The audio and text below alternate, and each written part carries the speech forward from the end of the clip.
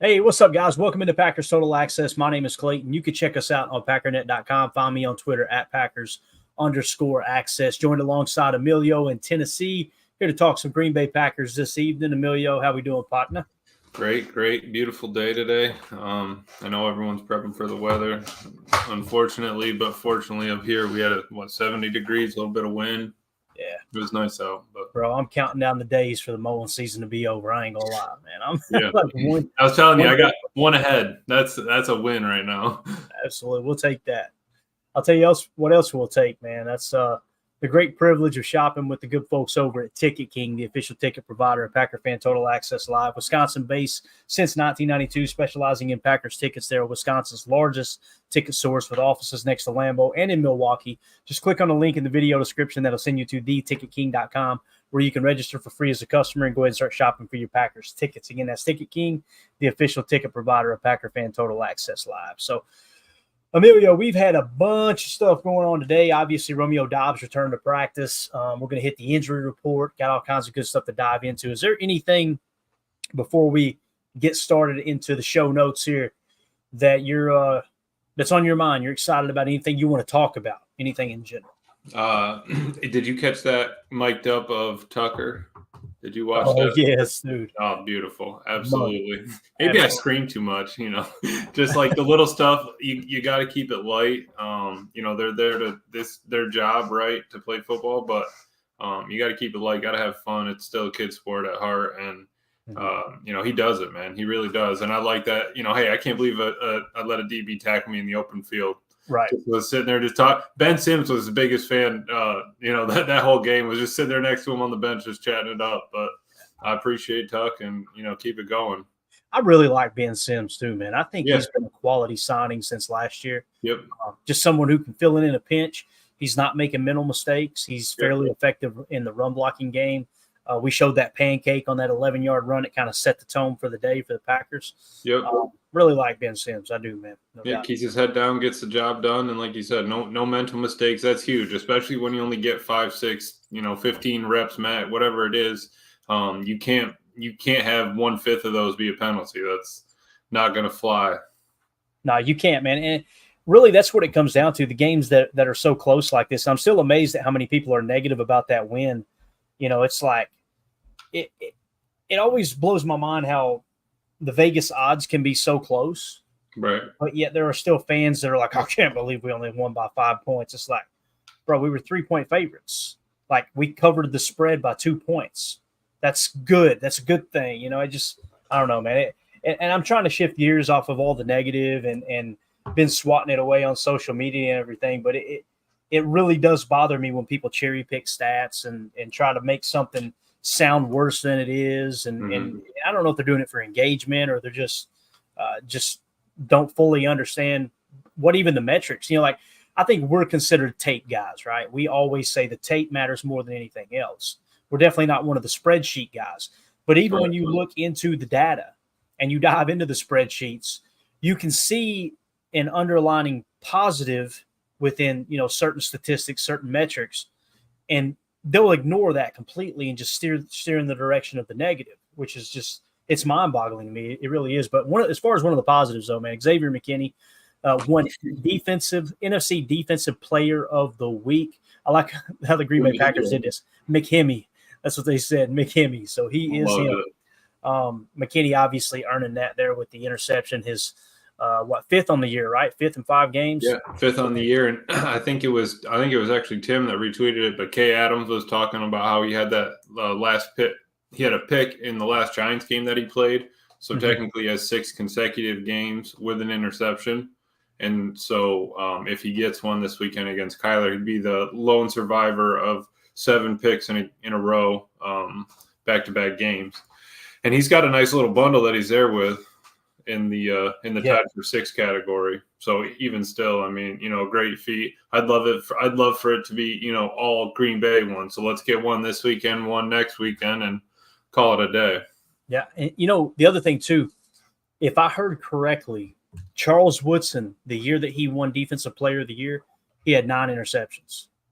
So McKinney is blowing that out of the water. Now listen, Woodson also had some sacks. He was playing out of that nickel star position. They would use him off those backside blitzes like you've seen with Keyshawn Nixon and all that. So I don't know, man. McKinney, he's putting together a historical run here.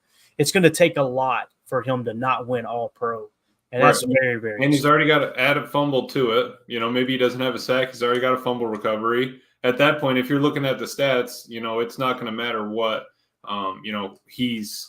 for him getting that fumble recovery, it's not going to matter how it happened. It's just going to be a number on there. And when they're looking at the total numbers that are getting, set around for those metrics, I think that he's going to be in the lead. Yeah, definitely. So let's shift gears to the injury report in practice today. Rob Domofsky, welcome back to Twitter. So he's unhacked, got his account unlocked there on X, so that's kind of cool. Rob Domofsky tweeted out, Romeo Doubs back from his suspension, and Christian Watson practicing for the first time since week 4 ankle injury. Devontae Wyatt with the ankle, the only did not participate. So obviously getting Christian Watson back, it sounds like Jair Alexander was out there as well. Romeo Doubs back from suspension. And we're going to play some audio clips of everybody reacting to Romeo Doubs returning to practice. I'm just so damn proud of this team and how mature they are to be one of the youngest teams in the league and kind of take this in full stride. And, I didn't feel like any comments they made were fake either. We'll dive into it in a second. First things first, let's hit this injury report real quick, get updated. So Jair Alexander with the groin was limited. Zane Anderson with the elbow, full participation. Kenny Clark was limited with the toe. Edgerrin Cooper with the hip was limited. Jonathan Ford with the calf was limited. Elton Jenkins limited with the knee. Jordan Morgan with the shoulder was limited. Aaron Mosby with the shoulder, full participation. Luke Musgrave limited with the ankle. Zach Tom with the shoulder, full participation. Carrington Valentine with the ankle limited. Christian Watson with the ankle limited. And then Devontae Wyatt with the ankle did not participate. So really what you're seeing here, good possibility that this is going to be the healthiest you've been all year when you get ready to face the Cardinals this week. Anything stick out to you there as far as the injury report for the Packers, man? Yeah, well, talking about that receipt that shows up, it looks like we're starting to get that list going. At least it's mostly limited, in a lot of fulls. So I'm happy about that. But if we can keep it to about this size the whole year, I'd be happy with it. We'll work it. We'll work in full participations and do nots, but happy that Jair's back out there. I think that hopefully we get him back full force this weekend. We got Marvin Harrison we're going against, and it's going to be a matchup, right? I think it was DJ or Buck picked him in their rookie pool that they do on Move the Sticks, where they pick quarterback and a couple playmakers to see who takes the W. And they picked Marvin Harrison. I was shaking my head. They're saying at some point he's going to have a breakout, right? And I just don't want it to be against Packers. Yeah, definitely. And as far as the injury list for the Cardinals, Isaiah Adams, full participation, offensive lineman. Offensive lineman Kelvin Beachum did not participate with the hamstring. Evan Brown, offensive line with the hammy, limited. Christian Jones with the ankle, full participation. Zay Jones, wide receiver, NIR, returned from suspension. He was full participation. Matt Prater, kicker, left knee, limited. Darius Robinson, defensive lineman, limited. And Garrett Williams, cornerback with the groin, was limited. They also lost, I heard someone, I think it was Ryan was saying earlier today, that they lost their best offensive lineman, one of their best offensive linemen to IR. Did you hear anything about that? Yeah, that he went to IR, and the dude that came in was like a 26 passing grade or something on his PFF score. So I've 20 reps or something like that. But you lose a starting lineman and you have an undrafted 2020 rookie come in, or not a rookie, but undrafted 2020 player. Obviously, he's been bounced around the league, and it's just not something that is going to help the offense, right? We need to be as healthy as possible. And like Matt was saying in his interview, even their back, he's elusive for his size. All those little things matter. And not having the blockers in front of you is going to be a problem. Yeah, no doubt about it. All right, we got a couple things started in here. Let's hit it real quick before we get Christian Watson's take. 2-0 for this. It may be too early for this, but Reggie White, Charles Woodson, and McKinney. Oh, Lord. Oh, Lord. Hey, I'll take it. I'm ready to get hurt again. Ain't that what Michael Scott said? Yeah, exactly. Ready to get hurt again. So that's some stout names or stout company. Eldegrim, he had 2 picks That's last game.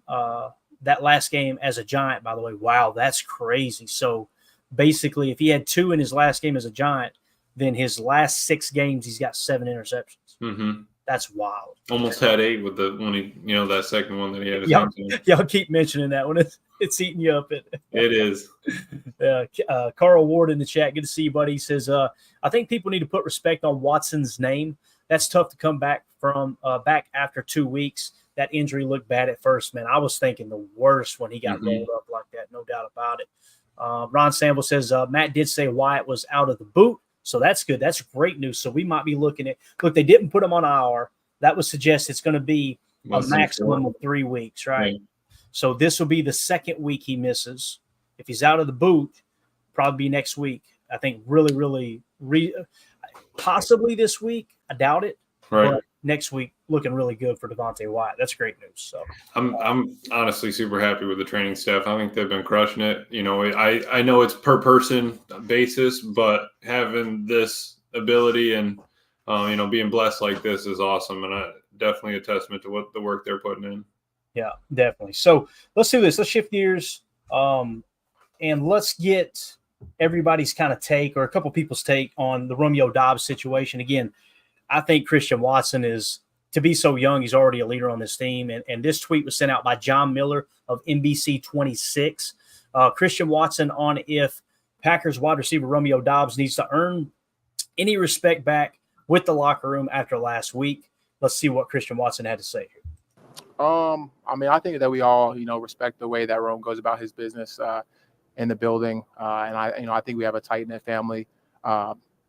Everyone's going to have, their own opinions on the situation. But at the end of the day, I think, 2 days isn't going to, ruin the, 3 years of work and commitment he's, put in for us. It'll definitely be, a little weird right away just because, it was a, pretty significant situation, for him. But he's roamed us. So, I think it'll, blow by pretty quick and we'll all be, right back to how we were. Love it. Love the response, man. Listen, 3 years of work put in, 2 days of missing practice and making a bad decision shouldn't define that person, right? Right. Clay, you get stuck on a landscaping job. Oh, man. And then it ended up going a day long. Then it ended up going 2 days long. You can throw a little fit Thursday, Friday, and by Monday you got to come back to work, right? It's not going to stop. Yeah, exactly. Professor Cakes, I'm still expecting Watson to have a breakout year. I'm with you, man. Again, when you see him on the field, and I showed a little bit of tape on Twitter there right before he got hurt of how he was really stretching the field and dragging people along with him. I think the dude is, and the blocking was just, right there with Tay Wicks' blocking. And that's something like, I'm not saying Romeo doesn't block, but you don't see many reels of him getting in there and getting physical. Now, part of it's because he's playing boundary X predominantly, right? But if he was in the slot, he'd be forced to do that. But, man, I got a lot of respect for people like Christian Watson and Tay Wicks that are willing to stick their nose in there and dig out those safeties and do the dirty work. And Matt was talking about that in his presser too, that, we miss Christian, one, what you were talking about, stretching the field, being able to put the stress on the defense, but two, about how he can go in there, dig out a safety, chip a linebacker, do all those things, and that everybody in the wide receiver room can. But I think you're right. Christian Watson sets the tone when he's in there, in there blocking. Doesn't matter what kind of play it is. It could even be a wide receiver screen. He's going to step up, get his hands on him, and do whatever's best for Jay Reed, Wicks, whoever's catching it, Tuck, whatever. Yeah, definitely. Professor Cakes, not to talk crap about Romeo Doubs, but after all that situation, it made me appreciate Watson even more. That dude gets nothing but hate from Packers Twitter and still is a class act. I couldn't have said it better myself. And here's what we got to do, Professor Cakes. Yeah. We see that. Don't go after the people who are showing their ass on Twitter and showing how immature they are and showing how they're internet tough guys, because they wouldn't say it to a player's face. They wouldn't say it to their family's face. They're on there arguing with Christian's family, and right. If you've seen them at Lambeau, they'd be the one to look away with their beer and walk off like they didn't say anything. What we got to do is be louder than them and show the positive side of Packers Twitter. We got to be the ones that are encouraging. Doesn't mean you got to be fake. It just simply means, like the old saying, like Mama used to say, if you ain't got nothing nice to say, keep your mouth shut. Yeah. Or as my mama said, if you ain't got nothing to say and you open that mouth, I'm smacking it. Right? That's the way it's going. So you just gotta. That's how I approach Twitter, man. It really is. I use that block button. I mean, I got that thing on rapid fire, bro. I ain't scared It's to block. heating up, yeah, man. That thing is getting burned up. I'm telling you, because life's too short to sit there and argue with people. They're not gonna change your mind. You're not gonna change their mind. Now that's much different from having a mature conversation with someone, right? Right. And that argument's not going to matter in probably a week. Like they're not going to remember it. You're not even going to remember it. And it's, what's the point? Wasting time at this point. Definitely. Jen Wright in the chat. Good to see you, man. She says, man, has Watson grown in the media alone? He really has. He just seems like he's matured so much. Yeah. He really does. So I'm excited to see what he does this year. Now, this was go ahead, read that one. Best case was saying he'd love to see a little bit more formations with Reed on the outside and Watson in the slot. Yeah, and here's the thing, because it's a matchup, right? You're picking your matchup. Same with the trips or the stack look. If we can get a stack in the split release, whoever goes inside takes inside man, things like that. How we were talking with the defense, that's going to be huge. Putting them in an advantageous situation against a linebacker, come on. Right. No, it's true. And the more you put on tape with Watson at the Z and Reed at F or Reed at slot, right? And then all of a sudden you switch that up, man, I'm telling you, it will mess defenses up, especially with two players that are as dynamic as Reed and Watson are, because the reality is in college, Reed played more Z than slot. Right. And Michigan State, the year before he came out in the draft, Michigan State eat up that slot fade with Reed. They had Bird running that 9 fade and just dropping it in the bucket all game long. So Reed's up there somewhere, right? And bro, that was – I don't know if you guys seen that or not, but Jayden Reed put a tweet out of that deep throw to him, 53-yarder into double/triple coverage from Jordan, and he put F it, Reed out there somewhere. Great. He said that's what they used to say in Michigan to him. He said it Reed out there somewhere. It made it even better. I love it, man. Bird is he's one of these guys going to be a spark plug, a quiet leader too. He's awesome, man. Absolutely awesome. So here's what J Love had to say about his relationship with Romeo Doubs, who, like we talked about, it goes back years. Jordan, I don't know if it was before Jordan got in the league, but I know after Jordan was in the league and Romeo wasn't in the league yet, they were using the same off-season training program, and they would actually work out together. So before he was even a Packer and a teammate with Jordan, they were already kind of working together. So if anybody knows Romeo, it's this guy right here. Let's see what J Love had to say. What was your reaction last week? Oh, shout out to Ryan Wood at by Ryan Wood. He tweeted out this video from the locker room. When Romeo didn't show up to practice, and how did you find out about the reason why? Yeah, I'm not going to get into the Romeo situation. Try to keep that in closed doors with the team and everything. Going forward, how do you mend things with him, though, going forward? Yeah, I think we just move forward. You know what I mean? Happened. It's in the past, and I think everyone's excited to have him back, and I think we just move forward with it and learn and grow from the situation. Is there anything he needs to do, or has he addressed you guys or done anything? I'm not going to get into all that. Jordan, I'm curious. Let's say I'm one of your wide receivers, which would be bad for you. If I'm struggling, you see what's talking, or if there's something bothering me, what's kind of your open guys that I talk to if they're struggling with something about their role? We should hear what he's asking. Yeah, no, I definitely as a quarterback, I always want the guys on the team, the guys on the offense, I'm throwing the ball to, have that open door for them to come talk to me about anything, any situation, and we can build on whatever might be going through that. But it's one of those situations. I love for those guys to talk, communicate with me, just so we can be on the same page. Because I think if we have a good relationship, the team will have a good, everything will be better for that. It's obviously important for you to have good relationships with other guys, but you go way back with Romeo specifically, obviously. How is your relationship right now with him? No, I think we have a good relationship. I think Rome is a competitor, and he's shown that in the time he's been here, those 2 years. So, but we have a great relationship. We train together throughout most of the offseason, and something that we've been building up. So, we'll move past this and keep building our relationship. All right, so that was QB1, obviously talking about Romeo Doubs. I like that he didn't sugarcoat anything. To me, there was no coach speaking there. There was no just, hey, here's the company line. It was I'm not getting into it. No, yeah, and he gave him the look too. He gave him the little hide. That's it. Like, I mean, don't ask that question again. And that's the way. It's like when Mandy says, "Take the trash out," and I go, "What?" She goes, "Huh?" I go, "I'm taking the trash out." Yeah. No, I misheard you the first time. I thought you said, "Yeah, gas." My bad, Mandy. That's on me. But no, seriously, that's what we need from QB1. He's holding it together. Like he said, he's known Rome, and he doesn't need to put him on blast. There's no point. It's done in past. Rome can't take whatever happened. He can't take those days back. It's over. And he showed up to practice today. If that didn't happen, we could have a different discussion. Let the kid play and move forward. You make a mistake, whatever. If he's got something going on, it's that. So just be there for your team and keep going. And what your boy was asking was he had asked Matt the same sort of thing. Now suppose I was a player on your team and I was maybe a little unhappy.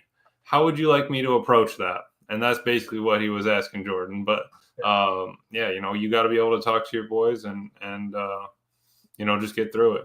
Yeah. Coach Lynn in the chat said you can tell they're a bit disappointed. They will get over it with time. Yeah, that's kind of what I'm feeling too, Coach. It's not like over the top. I feel like they're being real too. Like you can tell they're like, man, I wish it hadn't happened, but we got to move on. Mm-hmm. Like Bill Belichick used to talk about all the time. Everybody makes this big fuss about a coach and a player arguing. Lord knows, if you watch the NFL today, whether it was Robert Saleh and Aaron Rodgers looking awkward on the sideline, go watch Bo Nix. This is must-see TV. Bo Nix and Sean Payton on the sideline was absolutely hilarious. Them arguing on the sideline, right? But like Coach Belichick said, in the heat of the moment, there's no time to have a discussion. You give an order, you take an order, you adjust, you're trying to win a ball game. There's no time for this getting your feelings hurt. Mm-hmm. I'm with you though, Coach. I think you did kind of feel like they were a little bit disappointed, but I'm excited to see them move on. I want to see Romeo go out there and just ball out now, right? That would be absolutely awesome. Coach Lynn says Watson had Romeo's back with that answer. Completely agree. Yeah. Then Coach Lynn says speed to 3 with Watson at the 3. Woo, woo, woo. Give me a little trips or tray set with a little dagger. Oh my gosh, man! And you can run that dagger and maybe have like a shallow out of the Z or out of the F, however they line up there. But yeah, put the speed to 3. You could even flex Tucker to the 2 and just have him work a dig or something off that. Maybe dagger. Run, flex to a 2, run a mesh concept, and then Tucker and Watson, a little cross there. Let's go, man. Let's go. Let's see. Professor Cake says, wasn't Watson 60-plus touchdown against Philly in 2022 from the slot? The Jordan Love, though. I believe it was. It was a crosser, right? It was. I remember it being a crosser. I thought you were talking about the Dallas play, but I didn't. It didn't compute there that you said Philly. The Dallas play, he was on the outside, obviously ran the 9-fade that hit him. That might have been 2022. I want to say it was from the slot, but I guess we'd have to go back and watch to be sure. I think it was. I'm almost positive. So, I mean, that's the thing that LaFleur said in the offseason, too, that really got overlooked. I didn't hear hardly anyone talking about it, but he said when he was asked about Christian Watson, he said he's extremely intelligent. He has high FBI. He can play every position on, in our offense as far as receiver, right? Yeah. And he can even do the jet sweeps. You guys remember before Jaden Reed showed up, Christian Watson was the jet sweep guy, right? Like we ran the heck out of that his rookie year. I think he got 2 or 3 rushing touchdowns off of that. But he can. The thing about playing F is there's almost always a choice route attached to F, is what LaFleur kind of hints at. So if you don't understand all of the choice route concepts that's embedded within his playbook, then you can't qualify to play F. He said that without saying it. The one player that I've noticed that hasn't played F, 2 of them, but the one that's been here the longest is Romeo. Right. Listen, that's not the dog Romeo, but they see Romeo as, hey, his strength is put him at the X, right? So you see Christian playing F there before Reed showed up. Now Reed's kind of taking it over. Wicks has played it a touch, but he's more predominantly just slot as opposed to F, and probably just less choice routes involved, if that makes sense. Right. Yeah. So let's see what else we got here. 2-0 for this says Romeo has had Love's back and Love has Romeo's. The team is a family. And this is just like welcome a brother back no matter what. After they got the rear end busted, right? Yep. And they come back in the living room to have dinner or have a pop or whatever it is. It's like, yeah, boy, you got blistered, didn't you? All right, let's get to work. We're in this together. We got to survive this household together. Carly, how are we doing this evening? Doing all right.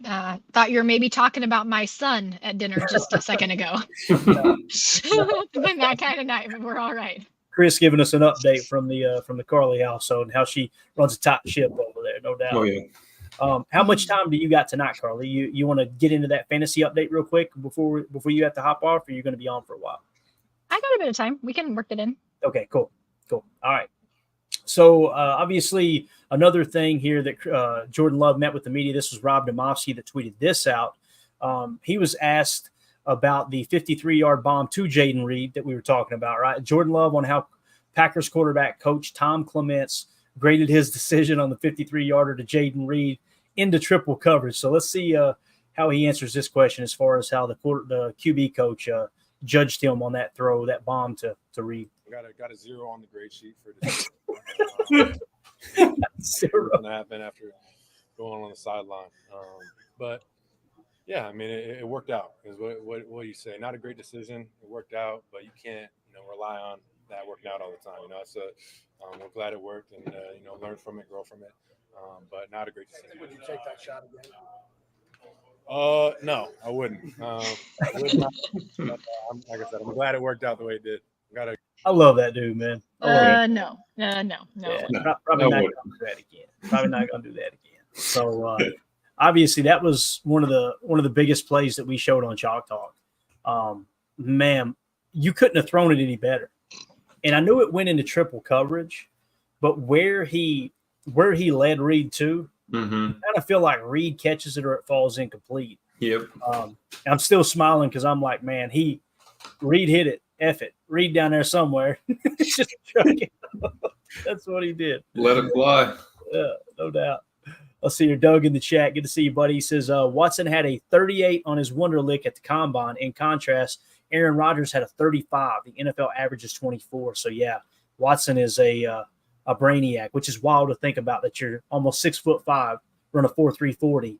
Oh, and by the way, you're sharp as a tack when it comes to decision-making. And in a limited time fashion. Yep. And Holmes at MD1, Willis scored a 32 on his Wonderlic. Yeah. Goody's got a top, don't he? Goody has the top. So Jacob Morley, one of the best follows on Twitter, at Jacob Morley. Jaden Reed is the only player in the league since the 1970 merger to post 80-plus receptions, 1,000-plus receiving yards, 10-plus receiving touchdowns, and 200-plus rushing yards in his first 20 NFL games. So 4 different statistics combined. He's the only player in the league since 1970 to do that. That's and crazy. You guys helped me do the math there. That's what, I don't know, 55 years? Am I thinking right? Yeah. 4 years going on 55? That is insane. That is wild. That's a century. Unbelievable. We're blessed. Where do we pick him up? Second round. Clayton was freaking out. Why do we keep moving back? I'll never forget it, man. Because we traded back once, and I went, it's got to be Jalen Hyatt right here, right? Because he's the only receiver there. And I'm thinking, he made it. All right. They traded back again. I spun around that chair in the back of my head for 45 seconds. I'm like, who in the hell are they looking at? What am I missing here? Lo and behold, it was him. And they knew no one else was on it. Right. Yep. It was really cool moment in draft history for sure. All right. So Carly, I'm going to pull up that message real quick. That way, if you do have to hop off at any point, we'll go ahead and knock this out and we'll get into some other stuff here in a second. Because I'm going to get into some Patreon questions as well. But see, I've got the photo pulled up here. That's what I was talking about, Venom Slash. Reed said he was blind on that catch because of the defender's arm in the way. It was all the way like slow-mo. I mean, dude got spray painted across the visor. He couldn't see anything. You saw it hit his fingertips and he just closed. Yeah, no doubt. It's all amazing. Right, Carly, give us an update on the PTA Patreon Superflex League here. Looks like one person's definitely separating themselves. Well, you got really 4 teams that are kind of separating themselves, but one at the top, and that's wild. Let's hear. And I have to be fully transparent. You should probably take the ticker down so we're not blocking the person at the very bottom. That's fair. We don't want to do that. Gotcha. Sorry about that. Ooh. Look at this. Boy, you talk about an honest human being. For those of you on the pod, the only name that was being blocked dead last was Carly. And she said, I got to take my medicine. I gotta Yeah, take a listen. Sorry about that. I sure do. We'll start from the bottom this time, and the only person with a 0-5 record would be myself. I'm owning it. You'll have But no, Hunka Hunka Burnin' Love is just, he's the only one with a 5-0 record, doing absolutely fabulous. CJN airing it out. Numbskulls and the Immunizers are tied for second place with 4-1. We've got, and then we got another group of 3, United Bates pulling up number 5, Dave C Nice. and Trevor from Virginia. Yep, with 3 and Nice. 2, over 500 there with those guys. And then we got Pack Daddy, Chris N and Dane Stromstad with 2 and 3. And then 11-12 Pack and Cheese and JG126 and Mike's Marvelous Team all at 1 and 4. Got it. So Hunka Hunka Burnin' Love, man. 919 points on the year. That's wild. I was kind of looking here too, because sometimes you can look at the total points scored and feel like, man, how is their record that bad? Like Pack and Cheese, 839 points on the year, but they're in 10th place, or I'm sorry, 11th place. That's kind of a tough break, isn't it? Because and you talk about lucky. Look at Trevor from Virginia. Not to call you out, Trevor. We appreciate you. Don't get me wrong. But only 777 points scored, and you picking your spot. So win's a win, though, right? So a win is a win. Just like, there's point differentials and all that, but ultimately to get to the playoffs, they don't care how many points you scored. It's whether you got a dub in that column or not. And so that's what we're seeing here, squeaking it by. I love it. I appreciate the updates. I think this is awesome that you guys and gals are doing this. And again, if you want to join our Patreon group, where we like I said, there'll be another PTA Fantasy League next year, but we got all kinds of cool stuff going on there. We do giveaways with our post-game shows. We also got listener questions, which we're going to hit on now. Just a lot of really cool stuff there. So if you guys want to join the Patreon group, just scan the QR code in the upper right. They'll send you to Packer Fan Total Access over at Patreon, or just go to patreon.com/Packer Fan Total Access Live. As long as you're a member of one of the 3 tiers, or you're a YouTube member here, that'll get you entered into the giveaways that we do move forward. Just a way for us to give back for those who are giving to us, and just help and support the show. We appreciate y'all. So let's get to the Patreon questions real quick. I neglected it last night because we had Chalk Talk, right? Let's kind of get into it here a bit. Now, I'm thinking I've already hit this one, I believe. How do you combat getting chipped? I think that's the last one we ended with. Yeah. From Fractal of God. So let's pick up with Joshua Dodge here, which is the gentleman that's been tracking the interceptions for us. Just an absolute blessing to the community. He said, we keep getting these scrappy kind of wins. Can we reflect on the things that we are learning about this squad that are true positives going into week 6? Also, what things are we starting to see as real gaps in our play, our system? All right. So really what he's saying is, all right, what are some of the positives we're noticing about the team? And really, this is a team identity question, Emilio. Mm-hmm. And usually the first thing that comes to mind is the right answer. The more you have time to think about it, you kind of craft, well, maybe it's this, maybe it's that. What's the first thing that comes to mind for you from a positive and maybe a negative standpoint of this team? You can do either or of those. Positive, I would say they got fight in them. Negative, they play sloppy. If we're just playing just short, quick answers, I think that they've sharpened up the sloppiness, but it has been rough through the first 5 games. And, we're happy to be 3-2 right now. I mean, it could have been worse. It could have been a lot worse. It could also have been better. And I think that, Jordan Love has still, like I've been saying, he still put up 24 points at least in the 3 games he started. That's not bad for a team that, that was worried about Malik Willis putting up points and stuff like that. And the defense that's also sharpening up. I think it's just been taking time. So, yeah. I think that, we've been getting these scrappy wins, but at the end of the season, it's just going to matter that we have 3 in there right now and 2 in the loss. Yeah, I agree. Carly, what about you? Anything come to mind as far as positives about the team or negatives right off the bat? Well, I do have a thought. I just wanted to respond to something that Emilio said about, and here the scrappy wins. Like, if you guys think of the Chiefs last year, they went on to win the Super Bowl, and they were like the master team of scrappy wins. They just pulled some of those out, and you're like, how in the world did they do this with these receivers? But I think what they did really well, and what we are also doing well, is they're playing like a team. It's not they don't have divas. They weren't the people that it's like, this guy gets the ball or he gets all ticked off.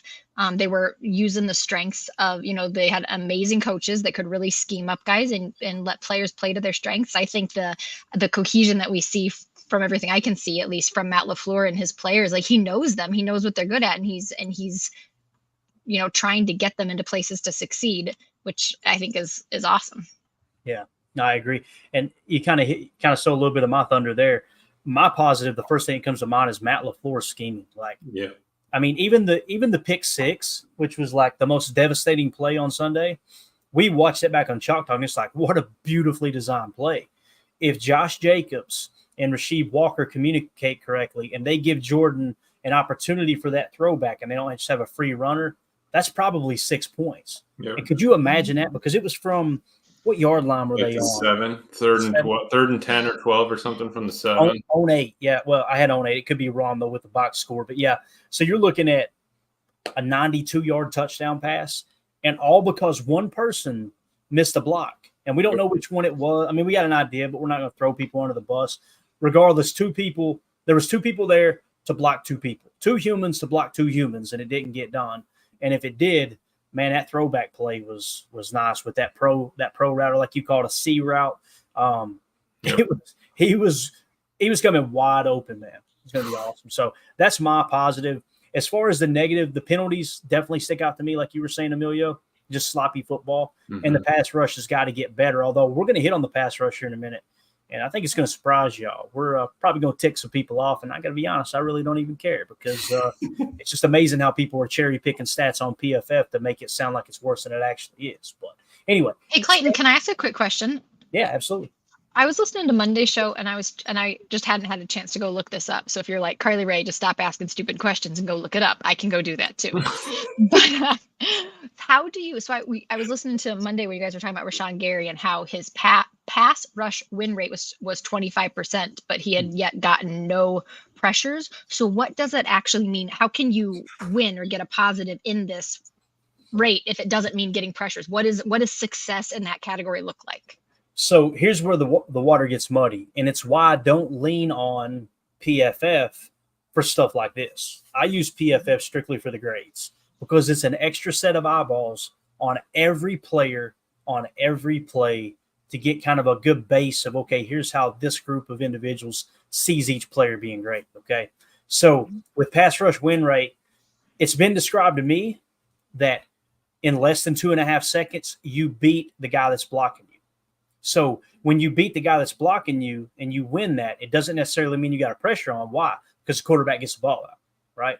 And even though you beat that guy, you've now got to close in on the quarterback as well to actually hit him and cause a hurry, a pressure, a sack, whatever. And there's a bunch of different groups that uses different analytics. I'm going to tell you why I personally prefer Next Gen Stats and their pressures, because no one can tell me how PFF does it. And what I mean by that is, I'll show you here in a minute. It's really cool. When it comes to PFF, they say Rashawn Gary's got 6 pressures, right? And you go, okay, 6 pressures, man, that's horrible. But then you go over to Next Gen Stats, and they've got 14. Here's the beautiful thing about that. Next Gen Stats, you can watch every individual play and go, yep, there's the pressure. PFF, nowhere to be found. Right. So you're just taking someone's word for it that, no, here's how it is. And you'll find that the people that are trying to hate on Rashawn Gary really heavy right now, they're not mentioning the stunts where he's occupying 2 and crossing faces and freeing up defensive tackles. They roll their eyes at the chip rate, although people like Greg Cosell are saying that's how you judge a pass rusher, how much attention's being allocated to that player, on and on and on. But, yeah, to answer your question, think of it that way. And think of if he gets chipped, right? If the tight end comes out the chip, and you've seen it multiple times, even on Sunday, the tight end goes to chip, Gary will swim him and go by him. That's a pass rush win. Okay. Right. And I actually, so I had listened, this was during the off season, I think. I had listened to a podcast where it was someone from Next Gen Stats talking about how they had, like, over the last year opened up a bunch of their information to try and get like brainiacs, people that are like stats nerds and formulas to say, how can we actually get an accurate formula for predicting a pressure? Because proximity doesn't equal pressure. Just because someone's close to the quarterback doesn't necessarily mean that they're putting pressure on them. And just because they get past their defender doesn't mean that they're getting pressure on them either. So how do we do this? And I think that's probably what you're talking about, where you can go back and see it, is they have found a way to account for certain variables that does what this player has done impact the way the quarterback is playing this. And they found a way to capture it in a way that probably PFF just hasn't yet. So it makes it a lot more visible. Absolutely. Like, I'm going to give you PFF. Someone graded it and said that was a pressure. That wasn't. That's what that comes down to. We don't know who that person is. We don't know his football background. We don't know if they have any kind of bias. They are a nameless, faceless entity that we're not allowed to know who it is, right? Now, when you go to Next Gen Stats and talk about how they track pressures, listen to this. Next Gen Stats uses AI models to track pressure by analyzing player tracking data, GPS. We know exactly how close that player is to the quarterback and the ball, right? That's how you know how they closed in and whether when the ball had been thrown, right? To estimate the probability of a defender creating pressure on the quarterback. All right. It goes on and says, Next Gen Stats uses data captured at a rate of 10 times per second. So in 1 second time, they track the GPS data 10 times in 1 second, right? To make sure you get split second results in that regard, including player coordinates on the field, velocities, and orientations. The models are based on over 90,000 plays from the last 5 years of the NFL. 90,000 play database that they're comping the information to. And again, I'm not a scientist, nor do I play one on TV, right? But I'm going to trust GPS tracking. And oh, by the way, here we're putting our money where our mouth is. Here's the plays we think was a pressure over the person that just randomly combs through. Since they're going to call us tape guys, we'll start calling them spreadsheet guys. It's embarrassing. It is.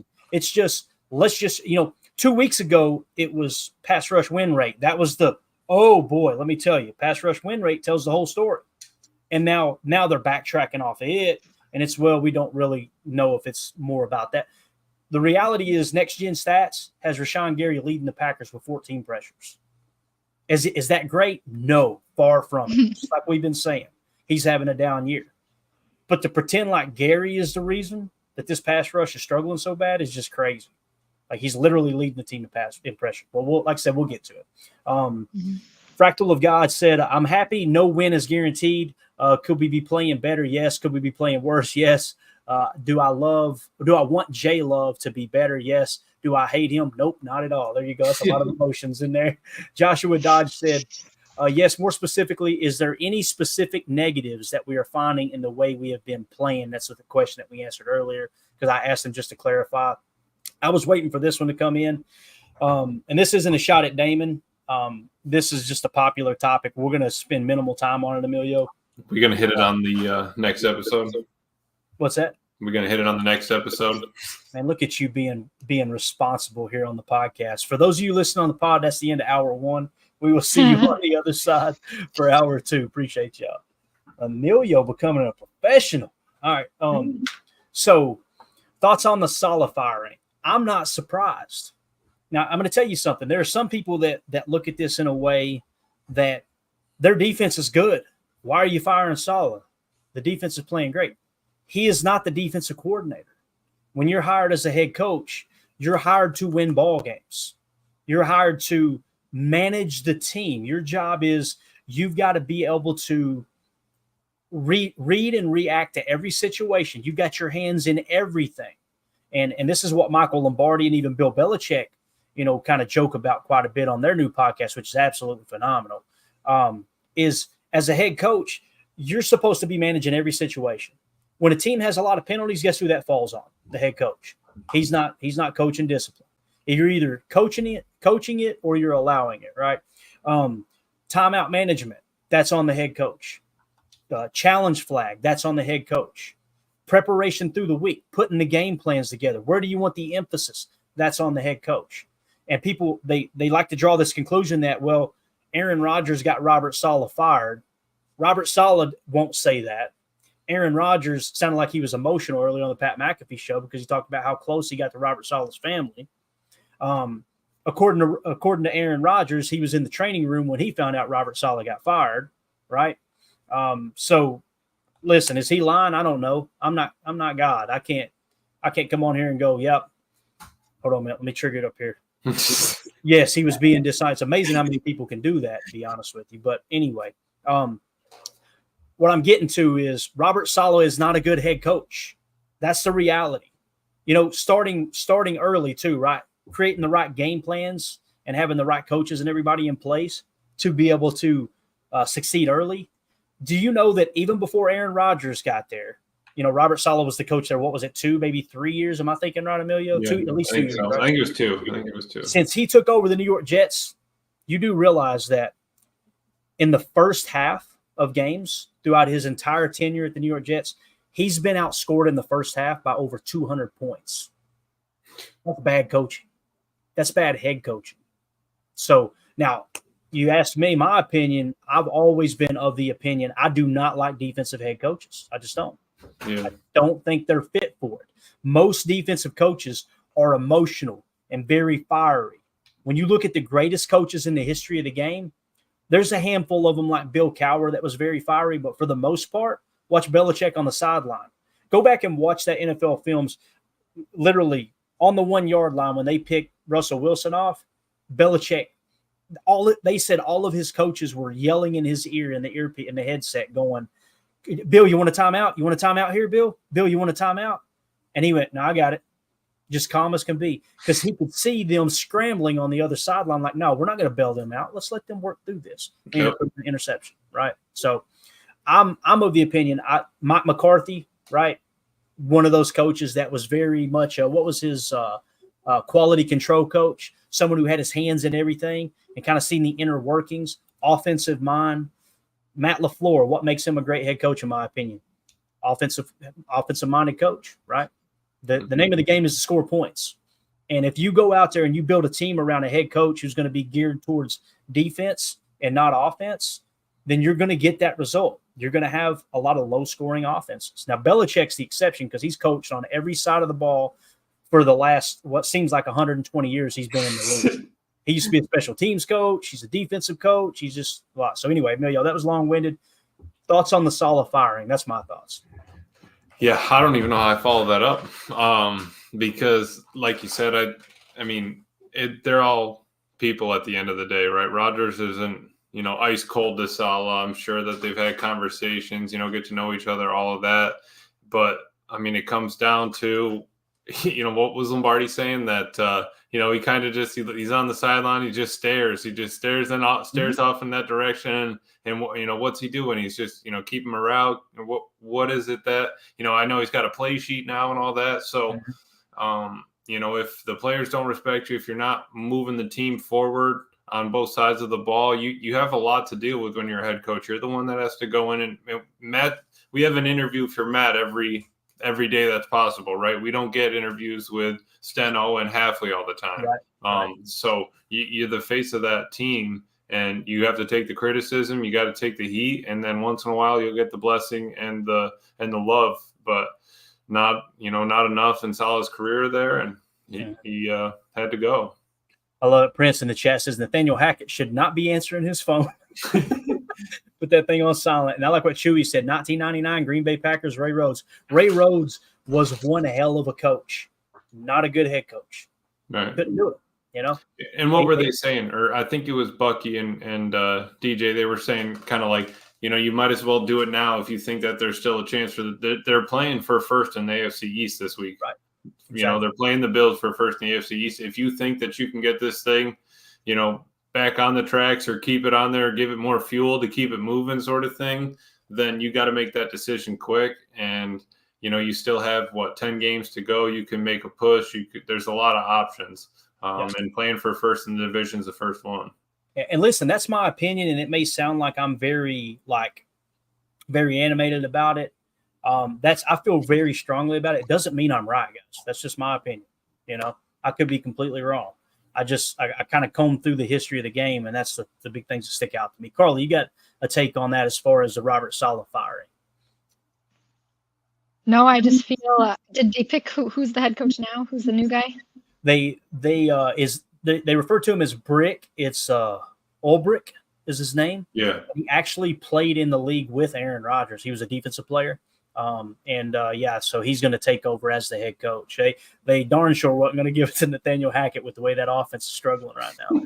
It sounds like they're reading between the lines, and I'll give it back to you. I apologize. But one of the things that popped up today from Adam Schefter is there's rumors that Nathaniel Hackett is no longer going to be calling the plays. So really? There's a little bit of muddy water there. He just, like I said, he was kind of piecing two different things together, and they named the coach that might be calling the plays now, which I know some people are going to be surprised because they think Aaron Rodgers calls his own plays, and that's just not the case. But go ahead, Crow. No, all I was going to say was, Lord help him. Yeah, and to add to that, they weren't they saying that Alan Lazard and Garrett Wilson are pretty much both at same amount, right around the same amount of catches, 200 whatever yards. It's not like they're, Garrett Wilson is the number one, but he's getting targeted as a 2, or they're just not connecting on him. So those are the kind of things that need to get switched around. Yeah, definitely. RD Iron Miner says, do not care about the Jets. Hey, Iron Miner, me and you are on the same page, bub. That's why we hadn't talked about it yet. And a Patreon listener asked about it, so we're going to honor that because, like I said, that's the whole point of having the questions for the show in there. But I feel you there, bro. I feel you. It doesn't bother me talking about it. It's just I would rather be diving into something Packers. But it's definitely a talking point amongst Packerland right now. So, all right, Anthony, I ain't going to try to say the last name. I might get banned on YouTube. Anthony in the chat said supposedly Saleh was going to fire Hackett. Rodgers probably heard about it and said, F that, Saleh got to go. So there's many people that think Rodgers was the one who had, Saleh fired. And it could be the case. It could be. I just don't have any evidence, and I don't think anybody else does either. It's just, I don't know. It is kind of wild, though, how people just absolutely despise Rodgers. I personally don't get it. I don't understand it. Now, it seems like the decline is here. First couple of weeks of the season before he started getting banged up, and he got banged up early this year. Yeah, man. But he had some zip on that ball. That boy, I about said 12. 8 still got it. He still got that arm, right? And Greg Cosell broke it down one week. He was like, "This man can still spin that football." But I don't know, man. That's a tough situation. It's going to be hard to go over in the Jets and turn that thing around. So anyway, thank you to the Patreon group, and again, scan that QR code in the upper right if you want to join our Patreon community. We appreciate all y'all in there. It's a really, really fun crew for sure. Let's shift gears to Tucker Kraft talk. Get back on the Packers talk. Already Iron Miner said he gonna come in here and slap the taste out of my mouth if we keep talking Jets. So Jacob Morley also tweeted out, Tucker Kraft is the first Green Bay tight end with 35 plus receptions, 475 plus receiving yards over a 10-game span since Jermichael Finley, 2012 through 2013. Emilio, were you a Packer fan when Finley was in Green Bay? Yes. Yeah, definitely. I was so excited about Jermichael Finley, man. Mm-hmm. It sucks that he got hurt, but he obviously never lived up to the hype.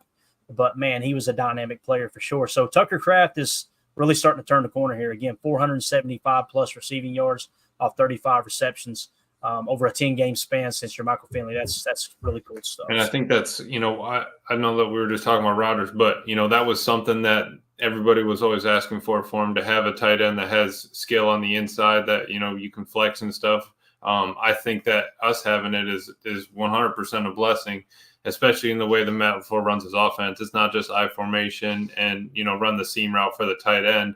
We're moving him around. He's, blocking, chipping, running routes. I mean, at some point we're going to see, I bet, that kind of shovel pass underneath to him, like Andy Reid likes to run. Maybe I could see Matt trying to do like a trap with him. I could see him trying to do like a 41 trap and Tucker just comes in off the motion or something crazy like that. So him being like a multi-tool is huge for the offense. The day that they shift Tucker Kraft into the backfield and give him the ball is the day that I do break this ceiling fan and my head goes in. I'm telling you, because I will be pony package. Oh my God, pony package with Tucker, and then flex. Motion Jacobs out so that the defense kind of gets comfortable. All right, we got to cover Jacobs. Right. He's probably just staying in the block, and then they hand the ball to Big 8-5. Oh, maybe a load read option. Tucker takes the dive, and then we run a little sprint out with Jacobs, pitch it to him. You've been running this on Madden, ain't you? I see what's going on. Been playing a lot of college football. Exactly. So that's your Tucker Craft talk. I thought that was really cool. And again, Jacob Morley is on fire, man. That dude is on a heater. Make sure you go give him a follow on Twitter. He's a fun follow. One of those dudes that's covering what's actually happening on the field and coming with a positive approach. It's just a lot of fun when you get linked up with people like that. So let's get to the good stuff, the juicy stuff, the pass rush. Seems like every day we got a segment. We went from all the kicker talk. Now we've shifted to pass rush as kind of the big topic this year.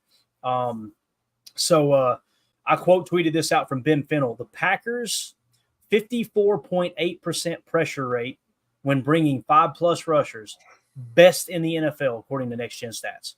Quay Walker and Edgerrin Cooper having fun in the pressure schemes. Emilio, when we bring 5, 54.8% of the time, we're hitting pressure. The pressure, you're hitting home with the pressure. Best in the NFL. That's a wild stat there, man. So those scrapes, they're working, dude. Yep. Yeah, and we had a couple of these start here. Daryl said, I know Coop is playing at a high level for a rookie. He's been more productive than McDuffie. I think that's true. That's why they're kind of giving him more snaps, things like that, but we just can't be making those mistakes. And then Reef also was saying, if our linebacker play gets better, we are a top 10 defense on our way to Chase Lombardi, no question. And I think that's true. Like Lombardi always said, the speed of your defense is set around your linebackers. And I think that when McDuffie's out there, there's a different speed on the defense than when Coop is out there. So, and being able to use Coop in that blitzing linebacker form, and he still is able to, get in on run fits and stuff like that. That's huge. And I think that him stepping up his game is 100% going to speed up the defense overall. Yeah. And I think it's real important, too, to kind of look at everything in the grand scheme of things, because the goal is to hit home with pressure, right? Mm-hmm. Like, and people will immediately, it's like they shift gears and they don't want to know about this. This doesn't matter. I want to know who's winning their one-on-one matchups. Why ain't we hitting home with a 4-man rush? All these things. And I'm telling you, the answer is always on the tape. It's always on the tape. Yeah, because didn't you have another? What was the other tweet you had out for the total defense? I got you right here. Yeah, so check this out. Pull that. You guys you've heard the pressure talks, right? And you would think that the Green Bay Packers absolutely sucked at pressure, right? I mean, literally, it was all you've heard across everywhere. What's wrong with the pass rush? What's wrong with the pass rush, right? Here you go. I tweeted this out earlier today. The Green Bay Packers are 7th in the league in sacks. I'm going to say that again. In the entire National Football League, they have sacked the quarterback 7th most in the league, all right? They're 5th in quarterback pressures, right? While only blitzing 19.1% of the time. That's the 3rd lowest in the league. So we're blitzing the 3rd least, and we're hitting home 7th most and getting pressure on the quarterback 5th most in the league. All that's according to Next Gen Stats, not the little buried rabbit hole statistics of the nameless, faceless people over at PFF. You guys know I love PFF. For the grades, I love it. Right. But this whole thing, it's weird. It's really odd. It's weird. And I heard Ryan complaining earlier today because Javon Bullard got credited for a completion for like 30 yards. And you turn on the tape, and it's like that wasn't his fault. That you tell me that ain't happening with the pass rush too? Right. And then it was supposed to be on Quay or something like that. It ended up being on Quay. And then 30 yards is 30 yards. That's going to affect your grade no matter what. You know what I mean? Absolutely. So here we broke it down just to kind of prove the point here. I wasn't just lying on it. All right. So sack total for teams. Green Bay is actually their 6th. I put 7th, but I was wrong. They're tied for 6th in the league with the Baltimore Ravens with 16 sacks. Seattle has 17. The Jets have 18. The Broncos have 19. The Vikings have 20. And the Giants have 22. All right. So there's that. Next, this is your quarterback pressures. Total quarterback pressures across the league. Green Bay is 5th with 69. Ahead of them, Houston Texans with 73. Broncos with 75. The Bucs with 79. And the Vikings with 94. The Vikings they are dialing up the pressure, and they're hitting home, Emilio. Mm-hmm. You want to know why they're winning ball games? Look at that number right there, my man. They are causing chaos. Yeah, and it seems like just yesterday, I remember Halfley in his interview was saying, they were asking him what they thought about, the pressures that the defense is doing. He goes, I'd have to see how many we were and, where we were at. I remember it's like 20, 22, 26 or something like that. We're already up to 69. It's coming together, right? It's just not all jumping out to you on the stat book, but, you see it unfolding in front of you. Right. And again, when you turn on the tape, the reason I'm not as concerned with Rashawn as most people is you're seeing the ET stunts. You're seeing the chips. You're seeing 2 players being allocated. And it's amazing how people get so upset when you mention the chips. It's probably because it don't cater to their cherry picking of stats and with one specific website. And again, I get as frustrated as anybody when I'm trying to find the information and can't, but you got to call a spade a spade. These are the results. You remember last year, Emilio, everybody was, I don't care about the pressures. We need sacks. Okay, we got sacks, guys. You know what the argument is now? Remove that Tennessee game. Okay, so now we're going to move the goalposts to where you're only allowed to include the games where they perform the worst. What are we doing? Now it sounds like Bears fans when they were talking about Justin Fields, all the elite games he has from week 3 to 4, and then week 10 to 11. Yes, and exactly. then 16 and 17, 18. And somebody responded to that response on Twitter. I don't engage. I don't argue about it. I'm like, listen, these are the facts. Y'all have at it. But it was either the Giants or the Vikings. I can't remember what it was. One of those teams had 6 or 7 sacks in one game, and they were like, okay, cool. So remove those then, right? Yeah, if we're gonna really, take every team on this list, best performance, and remove that sack total, and let's see. It's like, what are we doing? Yeah. And again, when we talk about the pressure or the blitz rate, I've got it right here. Green Bay 29th at only 19.1% of the time. So that was the blitz rate. I think that was the tweet you were referring to, though, Emilio? Yeah, yep, exactly. And what was big about that was we talked about it all offseason. Bringing in Halfley, we needed to be, if not needed, but if we were able to get this pressure with 4, that's going to be huge. And it's not always going to come up from just a straight up rush. You got to do the TTs, the ETs, the scrapes. You'll have a one-on-one win against somebody, definitely, but it also comes down to coverage. We would have more time to push a sack if we had Ja back there, if we didn't have Ja and Valentine out last week, all those things are going to kind of, come together that affect those numbers. Definitely. And here's what we were talking about. Here's the individual defensive stats for the Green Bay Packers on NFL Pro. You guys, this website is amazing. I wish every Packer fan had this, and I understand not everybody can afford stuff. I got you. But when you have this kind of information and this kind of access to the tape, to the All-22 and the box cam, you're going to find less and less ignorant fans that are just spouting out what the drunken podcaster or the angry podcaster is saying to try to prove a point. You can go look it up yourself. That's what that's what I want to see is every Packer fan take ownership of it. You go study it. You go look at it. Don't take my word for it. Yeah. Go dig into it yourself, right? You're allowed to have your own opinion. It's okay. I mean, you can differ. Yeah. So this is what I'm talking about. You see the pressures right here, right? We're going to sort by pressures. Well, looky who's at the top of the list, Emilio. It's Rashawn Gary. Look who's second.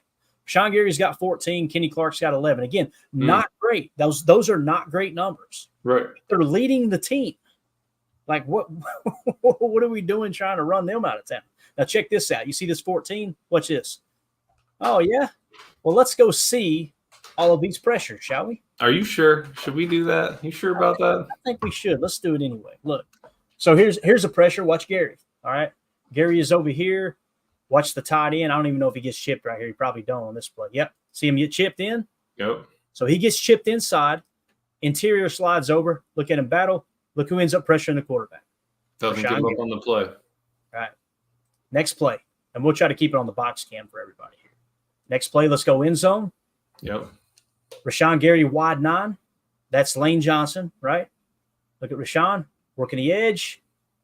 Look who's closest to him. Look. Oh, there's another pressure. All right, next play. So far, it looks like 2 pressures to me. All right, here is him getting sacked for -6 yards. There's where he beat Lane Johnson. Yep, that needs to go on the board. Sorry, Lane. Sorry, Lane. Sorry about it. All right. Next play. And now we're into the Colts game, right? Yep. All right. So this is, you see Rashawn Gary out here, wide 9 left. In the edge, look who's there. Who was closest to him? And again, that's that GPS tracking we're talking about. Look who is right on top of our boy. Got an arm on him, actually. Right? Force the incompletion. And it's the same thing that you're pulling up in those tweets where we're watching the plays and the deep balls and the little dots running around and stuff like that. They're using all of that to track him. It's not like they don't know his exact position. Right. Exactly. So Jalen Hurts where's it at? The only thing about NFL Pro is sometimes it gets hung up when you try to go rapid fire like this rather than just let it auto play. But so let's see. We had the Jalen Hurts. We were already into the Colts game. Yeah. Yeah. So this is the play we're trying to get to go. See if it'll play now. Will it? No, it's caught on fire over there. Yeah. I think it's burning up. That's the computer's smoking right now. Yeah. Oh, definitely. I wanted to show this one too because this is the LVN sack, and it's the one that you were talking about where LVN comes to the sideline in Nashville and says, "Hey, man, that was all you. That was all you, Gary." Exactly. Right, let's see if we can go back. It may reset now. Yeah, I think we got it now. So here you go. Let's go end zone cam. So where's Gary? Wide 9 left. They got a tight end over him. Might not chip. Let's see, though. Look at Gary. Look at that. Beat him like a drum. Got a hand on the quarterback. Yep. Evades. That's one LVN. That's a pressure for Gary, a sack for LVN. Right? Moving on to the next one. Let's see what happens on this play. So far, do we agree? They're yeah, 100%, right? All I've seen is pressures. All right, so here you go. You got a wide 9 with the overload. All right. Coming LVN next to each other. Look at Gary going outside. All over him. Yep. Right. Wasn't the one who that one, if out of anything, that one could be maybe not a pressure because he was the third one to it. Right. The other guy already got it. Yeah. There were some people I remember being angry about that too. Like, how come he doesn't get a half sack too? Because he wasn't down. Gary hit him. But you can't give a half sack to 6 people. You know what I mean? That's it. You really can't. So I'm with you. That one might be a little iffy. So here we are again. Looks like Gary's out here in the wide 9 again. But I like that overload. We got 3 to the right. Stack it over. Gary's all by himself. Let's see what happens here. Look, chip. See it, chip. And that doesn't matter though, Emilio. No, I'm sick of hearing about the chips. Okay. Bang, bang, beats them both. Little rip move, meet at the quarterback. That's a big lick too. So and at the same time, they're running a scrape play for Coop, and Rashawn's just working through a double team, not a double team, a chip and rush. Right. Here's the overload again, wide 9. Gary working the edge. Oh my God! Did you see that little dip? What's the dip move? So he's gonna engage. Little whoop. That guy didn't even get a chance to rear naked him. He didn't know that he could run that play. Look at Will Levis, bro. He panics. He looks up and sees 52. Watch him. He goes, "Oh, bad idea." Another pressure. So let's see here. We got to be getting close to the end, right? There's a lot of pressures here. I'm just saying. All right, so now look what they did, Amelia. They're mugging double A gap mug, right? Love that. And they put Gary to the right side from the defensive perspective. Still got to get to a tight end. They got a tight end. Let's see if he chips or not. Somebody was saying too, so they're going to fade him across. This should be a one-on-one matchup. Somebody was saying, you're seeing tight ends stand Rashawn Gary up by themselves. I don't know what the hell film y'all are watching, unless y'all cherry pick one play. Yeah, so, the one play where Gary's probably just holding the dude so that he keeps contained. Yeah, look at that. Should have been a hold right there, right? Yeah.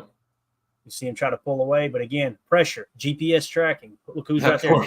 That poor, what's that, 64? That poor guy is having a bad day. Imagine if Quay Walker isn't in on this play. Gary gets that sack. Yep. Right. But yeah, let's watch 64 again. I think it's Quay gives him a little hip check here. I like it. Yeah, I like that. Quay said hips don't lie. Watch Quay hip check here. Boop. He gave him a little boop. That one's not going to look good on film. People on the pod are like, this is boring, Clayton. I'm just saying, man. I want to give the evidence because I'm tired of people. You can come watch it. YouTube.com/Packers Total Access. Every time they talk as if like this is just fake information, I want to play that meme of Welcome to the land of make-believe. All right, here he is, wide 9 out here, it looks like. So he's on the right side again. Tackle, dip and rip. Seen the pressure. Force Sam Darnold to stand up. And watch what happens to the ball. Almost intercepted because the pressure pick, coverage sack. You see it almost got picked there. That was Gary rushing that play. And we only got 3 more. We got this, Emilio. Oh, yeah, definitely. Gotta get a little pressure on Matt Stafford. Let's see it. All right, Gary, wide 9, left this time. All right. Let's see if he gets actual pressure here. If Next Gen Stats is just trying to cater to old Clayton. Look at that. Oh, great arm. You see it? So, again, throwing the tackle back into the quarterback. Yep. And you see how close he is to the quarterback. That's a pressure. Some people would say, that ain't a pressure. Okay. All right. Nobody else hit there. So, I mean, the tackle was in his feet or, in the quarterback's bubble, 100%. Yeah. Trying to see if we got so we don't have the end zone cam here. That's all right. Gary is on the right side again. Him and LVN on the same side. Let's see what we got here. Inside. Look at that. He runs an ET stunt on this play and he still gets a pressure. Check it out. So he's going to engage with the right tackle, take him into the right guard, into the left tackle, into the left guard, and free it up for LVN to loop around. That's called an ET stunt. Gary is sacrificing himself on this play to occupy a double team so LVN can loop off free. All right, and let's see how it ends. See if he still gets pressure. Right there. See him. He's right on the quarterback again. Right at his feet where he ends up landing. Yep. All right, last one. And he assisted in the pre-pressure or the force of the step up. Yep. So again, don't take my word for it. Go do your own research. That's the type of stuff that's out there. The tools that we've got at our exposure or disposal, I should say. And don't listen to people who are just making up stuff. I don't know why they've got this vendetta against Gary. Again, everybody understands Gary isn't playing up to that contract, right? Mm-hmm. When you get paid $23-24 million a year, you should be top 5 in sacks, right? And a minimum top 5 in pressures. He is not. But to pretend like he only has 6 pressures is just silly. Yeah. Like he's got over twice that. Again, not great numbers, but way better than the 6 that I'm seeing people throw around on the old Twitterverse. So, Coach Lynn said, "What website is this where you can pull up the clips of what you have to watch?" I think is what he's trying to say. This is NFL Pro, Coach. Yes, and it does require a subscription. I'm telling you, I don't even know what it is. I didn't check it's through the NFL Plus subscription. You just got to go to the different part of their website. It's like you can go to NFL.com and then it's like the Pro and Next Gen Stats, I think, are near each other. And the Pro is where you can watch the film, and the Next Gen Stats where they pull out all those different numbers and the QB target mapping and stuff like that. And NFL Pro, if this is correct here, I just looked it up, is $14.99 a month. You understand, on a Friday night, that's 2 beers for old Clayton here. I don't even need those beers either. You know what I'm saying? $15 a month, you can have access. Or honestly, probably now that the year started, they're probably doing a year deal where you can get the rest of the year for like, I don't know, $60, $70, something like that. Yeah, you bet, Coach. Thank you, buddy. Greg Rice says, Gary is not the problem. The rest of the rushers need to step up when he is double teamed. Amen. Amen. And they know that, right? And you watch Kenny, and that's what I was saying a couple weeks ago. People were going, all right, we're playing Sam Darnold this week. We don't have to worry about contain. We should pin our ears back. I agreed on that, but you can tell the game plan when you turn on the tape. They were run stunt. They were working side to side, basically stunting in the middle, because what that does is when you hand the ball to the running back, he sees the gap. He thinks that player's there. He's occupied. Let's hit the gap. All of a sudden, a big defensive tackle stunts over and takes that gap away. There's such a thing as run stunting. That there was some of that going on. You could also tell that they were very aware against Sam Darnold of where they wanted to be. Many people don't know this. Depending on how deep a level the coaching staff is taking it, and high school is not near as deep as this. College isn't near as deep as this. High school darn sure isn't. But sometimes you'll try to marry up, especially on third down calls. You'll have your third down call sheet as a defensive coordinator. You'll try to marry up a coverage pass rush where where the weak spots of the coverage are. You want 2 hands in that throwing lane. It's not just pin your ears and go get the quarterback. It's work your way to the quarterback and be aware this is your throwing lane. Make sure you take that throwing lane away on your way to the quarterback, because that's going to be completely shadowed by the soft spot of that defense. That stuff comes into play. So when LaFleur talks about some of it is scheme and sacrificing in scheme, he's not just talking about hitting the old right back bumper button on Madden and just containing. All right. And that's the problem we got, Amelia. I'm telling you, people play too much Madden. I was talking to a guy earlier today off Discord. Super nice dude. He was helping me with some modding stuff on the PC. Really cool guy. And he was talking about playing ball, and now he's coaching a little bit in college. And he was like, man, what most fans don't understand is when you're on the field, you can't see anything. Mm-hmm. You got that helmet on, the face mask, you're zeroed in on your assignment. We're all watching it from the TV cam and the All-22. Like, how come he didn't see that? Oh, right. I don't know. He had a 320-pound guard pulling on him. He's got a face mask, and I don't know what, 8 extra pounds of pads and helmet on. Like, it's how can you see the peripherals? Like, you got a visor on, you get glare. I mean, there's a bunch of different stuff to it.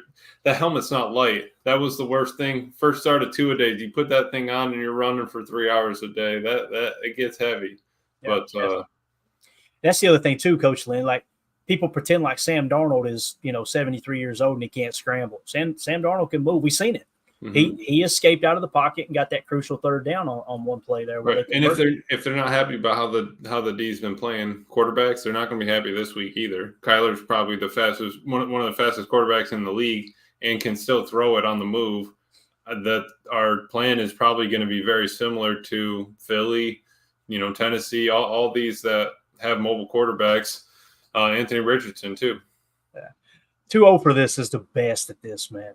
Sam isn't that darn old. See what he did there, Darnold? I love it, dude. Nice. You're the man, 2-0 for this. We're going to send you a gift. We're going to send you a PTA mug with Jacob's face on. All right, I'll throw it in. There you go. You're welcome. All right, last thing real quick. We were going to dive into a little Evan Williams film, but we don't have time. But I do want to play this that was on Twitter, and we might watch one or two if we have a chance here, but we're kind of up against the gun. This was him in the locker room. My man got some FBI, Emilio. This dude's sharp as a tack. So Matt Schneidman tweeted it out and said, rookie 4th-round safety Evan Williams played his biggest role yet today and made a couple big plays, including the game-winning PBU. Ryan was talking about on his pod, we might have the best safety tandem in the league when it comes to Evan Williams and Xavier McKinney. I think Evan Williams, when you limit some of the snaps, he jumps up to somewhere like 10th or 11th. Last I seen, he was 13th. That might have changed because as PFF grades come in, sometimes they fluctuate a little bit. Right. Xavier McKinney was 2nd, I think, in the league. And if I remember correctly, Ryan called him out. It was like 8th and 16th, I think, is the closest tandem. But here's Evan Williams, rookie safety out of Oregon, just talking a little ball in the locker room. Honestly, run that quite a few times. I think I got a 4th down stop on it in the red zone. It's just a little follow route where tight ends at 3, they motion 1 down and just array. Tight end at 3, they motion 1 down. I love it. It's, the post player out of it, and the tight end will run a little stutter and, try to cross my face. A little shake. And I'll man on them both times. So, yeah, I just kind of had a good feel for the route at the, end of the game. They'd run it so many times. I didn't think he was going to, try to break out and try to make a long throw. So, I was kind of just sitting on it. He broke back in, able to get my hand in there, celebrate with the crowd.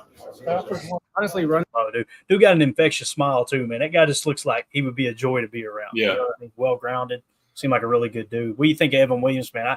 I want to see him start alongside Xavier McKinney till we have a reason for him not to. Do you agree with that, or do you think we should stick with Bull? How do you feel? Yeah, I'm hung up on it just because, like, Bull has given us, 4 games before this, and the reason why he wasn't starting as safety was because Ja was out and Keyshawn gets pulled over, and he did the unselfish thing and went down into the slot and gave up 30 snaps because of it, right? He was around 40 or 50 snaps. He wasn't on the field because of it because he gave it to Evan Williams. Yeah, I love his FBI. I think that he was, he knew the tape. He was smart on the play. They ran it. What do you say? They ran it on him in the first quarter. Then they ran it on him like later in the second or the third. And the first quarter, he was, 10 10 yards off. The second quarter, maybe he was like 8 yards off, and this last one finally closed in his hip pocket. So, learning from those mistakes and getting better as the game goes on is huge, not just after the game improvements. But, yeah, I think that it's tough to try to say that I want Evan Williams in there all the time, because at some point he's going to make a mistake and then everyone's going to want to Right, exactly. We'll be right back on the and get him out of there. I'm worse. I'm worse than anybody, man. I'm just telling you. Like, I'm going, get Evan Williams in there. Evan Williams comes out and tanks the game. Get him out of there. We're going to get Bullard back in. I used to watch football from a sense of like, and I've been with people in a crowd, watching at a bar, watching here at the house. We got a bunch of people over, and it'll literally be like, run the football. And then they get stuff. They go, why are we not passing? Yep. What do you want?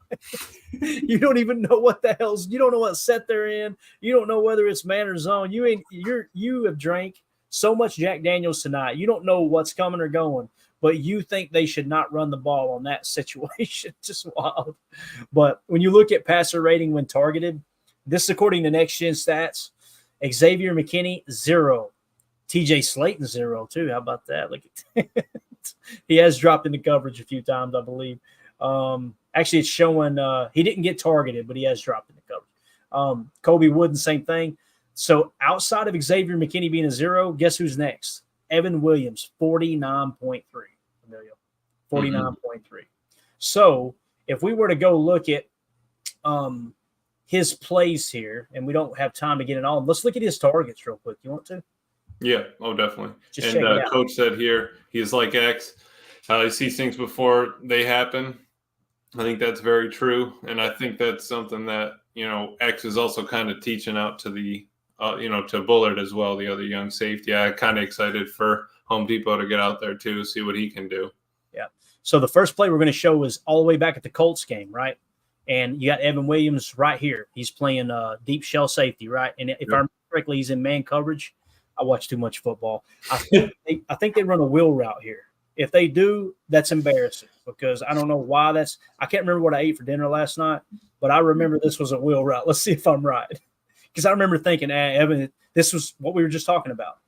Yeah, see, he gets washed way too early. There's the wheel. Yeah, right along the sideline, 30 yards. Okay, so bad rep there, no doubt. Yeah, and he chased the dude instead of catching him, kind of. Yeah, and what Emilio was talking about, there's a technique called catch man, right? Catch the man into coverage rather than attack, start, stop, having to go back, right? Changing momentum. So here's Evan Williams on this play. I'm trying to see where he's at. Is he right here? Maybe this is that 3 deep safety look. Yes. They show. So yeah, here's Evan Williams, deep sideline left from the defense's perspective. And they're going to try to take a shot over there. Evan makes a play on the ball. Bang. Right? Incomplete. Kind of hard to see. And on that one, maybe he was baiting the quarterback. Obviously we know he can get tighter coverage than that. So maybe he's just kind of baiting him into throwing that deep ball with 20 seconds left. Could be. All right, let's see. Let's get to the Sam Darnold one here if I can get the trigger up. Yeah, here we go. So, all right, so let's locate him. Is this him right here? Yep. Playing a little spur. So he's probably man coverage on the 3, I would imagine, right? Yep. That's what it looks like. Yep. Man on 3. And that's the same. I think that's the same kind of route that they were running later in the game. So that's where he's 11 yards off the ball, right? Then the second time they run this play, he gets about 8 yards off, 3 when he catches it, sort of thing. This might be a little matchy here too, though, when you look at it. Because he kind of passes it off to Quay and then picks back up. Maybe he's just reading the quarterback's eye. You see what I'm saying? He almost passes it off. I see what you're saying. Yep. Then he comes back, makes a play on the ball. Bang. This is what Coach Lynn was talking about, man. Just he can read, recognize. He has a feel. You feel it. You're not going to see everything. Sometimes you got to, like how quarterbacks anticipate throwing it before they break. You got to anticipate the ball coming. Yeah. Here's another target here, short middle. This falls incomplete. I think this is Evan right here, I believe, playing that deep shell. Not very deep, though, being in the red zone, obviously. He's closer to the box than anything. So he's in man coverage on the Y. Little switch release all over him. Knock it. There you go. Pretty good coverage. Might have got away with a hold there, but hey. That was just arm around the back to make sure that you're ready to make the tackle play. That wasn't That's all that was. That was a guide. Next snap, is he playing deep post here? Yeah, so they got McKinney down here in the box lurking. I'm pretty sure, yeah, there's Evan Williams deep. This is a Rams game, so he's playing single high here. Let's see what we got. Because it looks like McKinney's in man coverage. All right, there goes the blitz. McKinney deep. Deep post. Look at him. Making a play on the ball. Yep. Let's go. Let's go, dude. That's nice read and react right there. Again, watch recovery. He's going to go to his left hash and then come all the way back across the field. Look, flip the hips, flip them again. Let's go. Yep. Great job reading that. So there you go. We're out of time. We ain't going to show them all. I just thought it'd be cool to dive in. Again, if you guys can afford it, go get NFL Pro. It's well worth it. It's absolutely awesome. So I know you got a couple starred in here. Let's hit them real quick. We'll get out. Reef, another about this Packers team, they have fight. They get knocked down, but they don't stay down. And that's a testament to the coach. No doubt about it, man. I think Matt should be in the running this year 100% for Coach of the Year. I mean, he's just getting knocked down left and right. And Lombardi was saying for Brett, who's the Browns coach? Why can't I think of it? He won Coach of the Year. And you talking about the Browns coach? You said? Yeah. Is that Stefanski? Stefanski, yeah. So he won Coach of the Year, and he was saying he can't. You know, they're all a mess over there. They don't know what to do about the quarterback. You can't go in there and say Deshaun's the starting quarterback. He's what he did, right? Yeah, right. He's our best chance to win, and you're putting that out on the field. So I think that it's, you know, Matt does a lot more and has done a lot more with less previously, and making this team better, you know, each year moving forward. Yeah, and I think the straw that broke the camel's back for Saleh that really got things started last week, was when he came out and they were talking about the cadence issues and the false starts. And he said, yeah, we just need to make it a little easier on the guys. And it's like, what head coach says that? Yeah. Like, it's a false start. So you're not going to use the Aaron Rodgers hard count that he dominated with all those years in Green Bay. And, of course, Aaron came out and was like, yeah, or we could just hold the players accountable. I mean, like, I want the latter. I could be in the minority there. I don't want a coach that goes, we need to make this easier on these guys. Right. You can't. That can't be the voice. It just can't. So, Reef in the chat said pressure from Cooper that last play too. Yeah, on one of those that we were showing. Cooper, I want to see more Cooper, no doubt. 2-0 for this. Evan Williams looks like the defensive version of Watson. I don't know if he's talking about looks wise or maybe play style. No, I think he was talking about.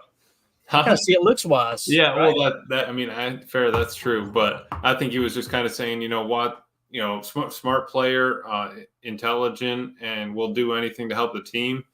And you know, Evan's been quiet. Bull got the start. He's happy with it.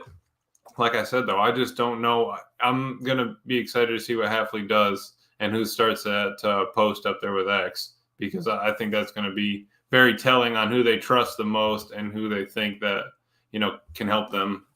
I mean, against Kyler Murray and Marvin Harrison, we got a matchup coming up. Yeah, it's gonna be fun, dude. At Lambeau, what time's that? And Max Melton too, right? Playing Bo's brother. Oh, I didn't even think about that. Look at you, man. Got the storylines galore. Yeah, Cardinals is going to be a 12 noon kickoff on Fox at Lambeau. Let's go, man. Let's go. It's going to be awesome. So, All right. Anything else, Emilio? No, I don't think so. 2-0 for this says Emilio overanalyzing. I meant looks wise, but also what Emilio said. well, never mind. I tried. You did good, man. You did good. No, I'm nothing, man. I'm ready for this weekend's game. Ready to break down a little Cardinals film and see what's going on there. We'll do that, man. Now that we got NFL Pro really humming, tomorrow we'll start to dive into the Cardinals a little bit. We might show a clip or two, explosive plays, things like that. I like to really key in on the running game. Where are they getting their 10-yard gashers at, their explosives on the ground, and then maybe a few big plays too, kind of get zeroed in on what it is they're doing well. And obviously we'll hit on some of the losses they have as far as their injuries, things like that. So, right. Emilio, I know we went late, man. I appreciate your time. It's a lot of fun, dude. Always, man. Appreciate it. Yeah, for those of you listening on the pod, thank you for making us a part of your day. We will see y'all tomorrow, 7 p.m. Central Time, to start to break down the preview for the Cardinals game. As always, let's go out and be the change we want to see in the world. And go Pack, go. There's a possum in a dumpster.